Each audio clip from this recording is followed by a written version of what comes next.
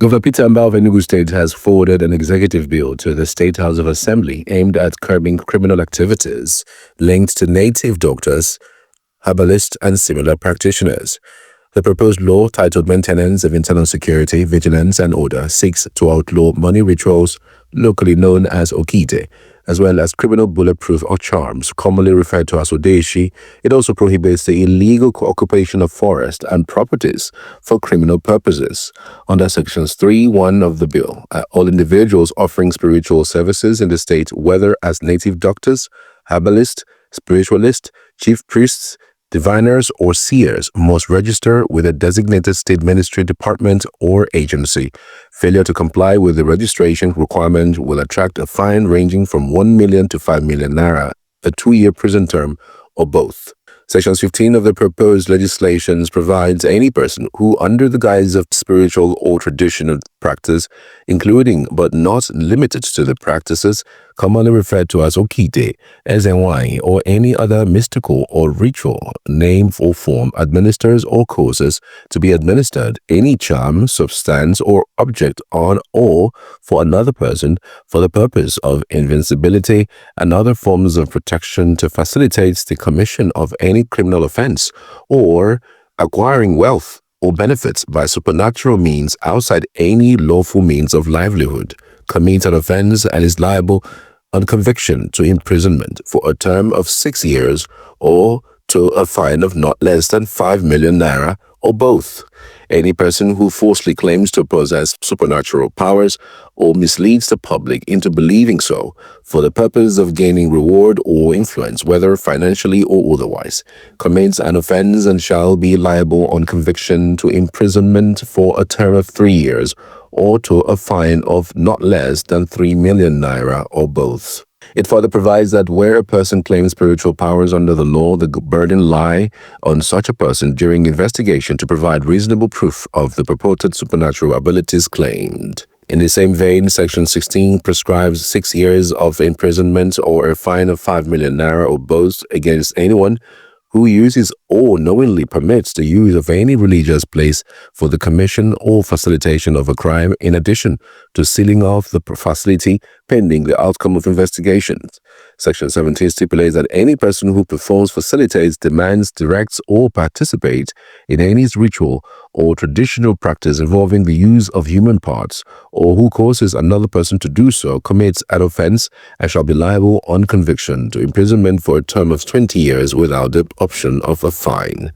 Under Sections 13, any person found in a camp, bush, or forest within Enugu State without any reasonable or lawful cause and under circumstances giving rise to reasonable suspicion of involvement in any criminal activity shall be promptly handed over to the Nigerian Police Force or any competent security agency for proper investigation in accordance with the law.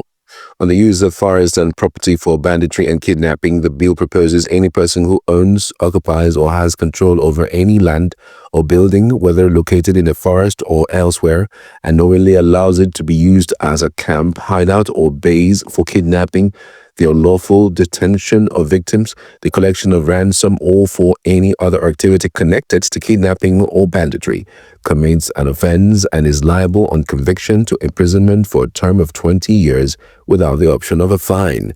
Also, any person who knowingly allows any person who is not a member of the nation's security agencies to reside, camp, or establish any form of settlement or his or her land except for farming is liable on conviction to 2 years imprisonment without an option of fine. Any person who knowingly fails to report suspicious use of their property and fails to report the same to the security agencies commits an offense and shall be liable on conviction to imprisonment for a term of 2 years without the option of fine. Subject to the provisions of Section 3 of the Criminal Code's Second Amendment, Law 2016, any land, property, or structure used in contravention of Sections 7, 8, and 9, 10 of this law shall be forfeited to the government of Enugu State, the bill further provides. Again, money, property, and other proceeds of theft, robbery, kidnapping, among others, are to be forfeited to the Enugu State Government unless a lawful and verifiable owner claims it within a reasonable time. The bill equally makes it mandatory for private security outfits to register with the state government, providing the particulars of the outfit and all armed security operatives employed or deployed by them, while all president generals of town unions are to submit security reports to local council chairman or any other department designated by the government not later than the first week of every new month. In the same vein, landlords and proprietors of hotels, guest houses, and estate associations are demanded by the bill to obtain and transmit valid means of identification, phone number, occupation, and place of work of their prospective tenants and guests to the relevant authority.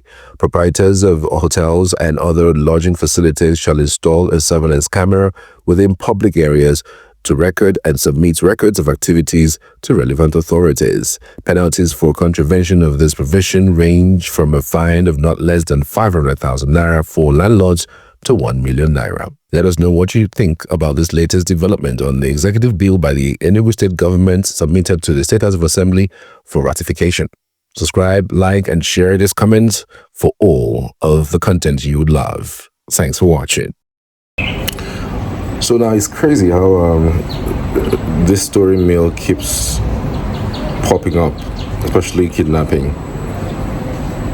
Now we have found and busted a kidnap syndicate, and it's one of us.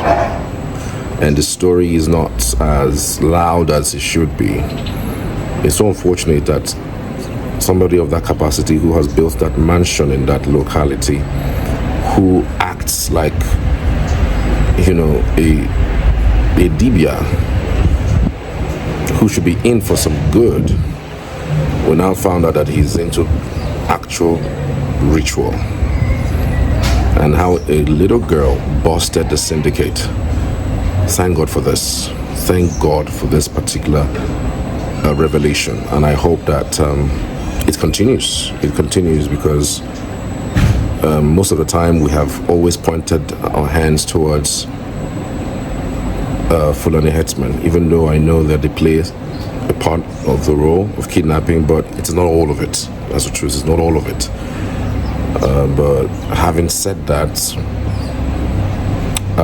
I just wanted to watch this video just a little bit to see how this young girl was able to lead security agencies to bust this kidnap syndicate.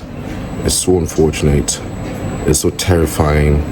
And I think we should start beaming our searchlight on some of these people who call themselves dibias, those who do magical powers, or those who help with spiritualism, those who we go to see the future, whatever it is. Those people, I think it's about time that we start looking at them, looking at the activities, because in Anambra we saw something of that magnitude. We were thinking that, Soludo must be stupid to be going after dibias, but it turns out that the level of insecurity in Anambra has reduced owing to the attack, the vicious attack on some of the activities. A chilling discovery has rocked the quiet community of Onojo, Umumba, Ndiago in the Ndiago local government area of Enugu State following the discovery of a soakaway pit with dead bodies. The suspect, identified as Eziani, alias Ide Play Ide Show, was apprehended after a 13-year-old girl who narrowly escaped becoming his latest victim led security operatives to his home, where the bodies of several victims, including the pregnant woman, were uncovered. The suspect, a herbalist who is believed to be the leader of the syndicate behind the acts, is said to be a familiar figure in Enugu State, known for spraying bundles of naira notes at social events. According to the reports, the 13-year-old girl and her father were collecting firewood to process gari when they encountered a group of men, including the suspect. The men tricked her father into handing over his cutlass, claiming they needed it to repair a motorcycle, only to turn the weapon against them. The assailants abducted the girl, tied her up, intending to use her in full rituals.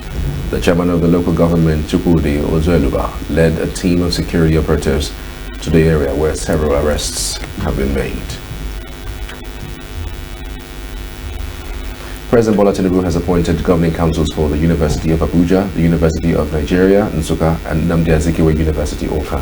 The special advisor to the President on Information and Strategy, Bayo Onanuga, announced the new appointments on Tuesday. For the University of Abuja, the new council.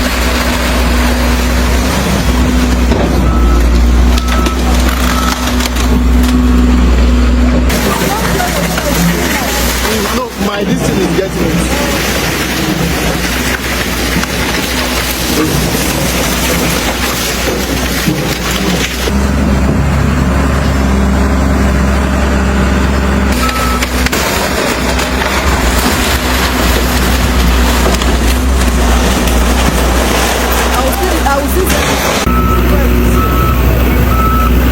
So we are currently at Iziagu.